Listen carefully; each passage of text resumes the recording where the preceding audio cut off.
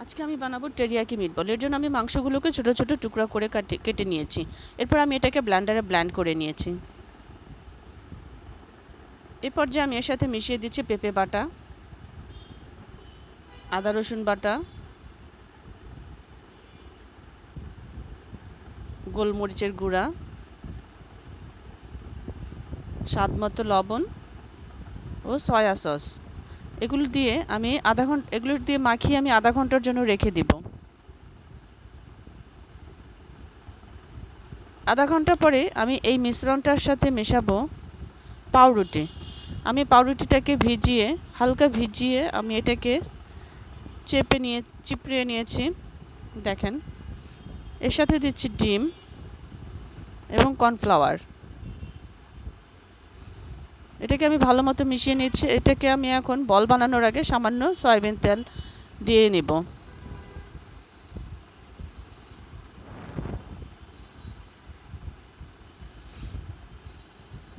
এবার এই মিশ্রণটাকে আমি ছোট ছোট গোল্লা পাকিয়ে আমি এয়ার ফ্রায়ারে ভাজবো।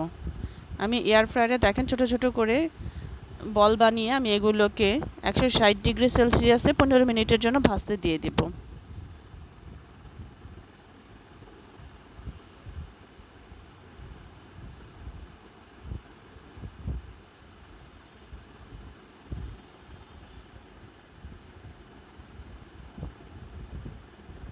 পনেরো মিনিট পরে দেখেন আমার বলগুলো কত সুন্দর হয়ে গেছে। এবার আমি চুলায় চলে যাব। কড়াইয়ে তেল দিয়ে তার মধ্যে রসুন কুচি দেব এবং সাথে দেব পেঁয়াজ কুচি এবং কাঁচামরিচ কুচি।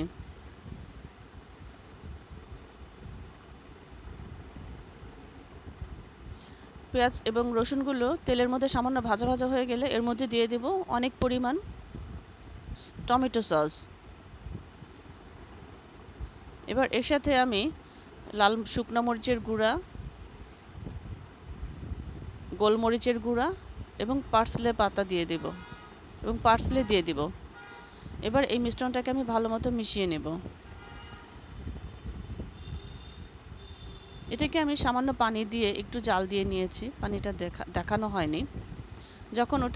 যখন মশলাটা তেল উঠে আসবে সেই পর্যায়ে আমি বলগুলো দিয়ে দিব এবং মশলাটার সাথে ভালো মতো মিশিয়ে নেব।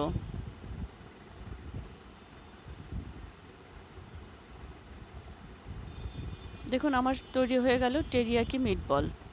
অনেক ইয়াম্মি এবং জুসি, খেতে দারুণ মজাদার।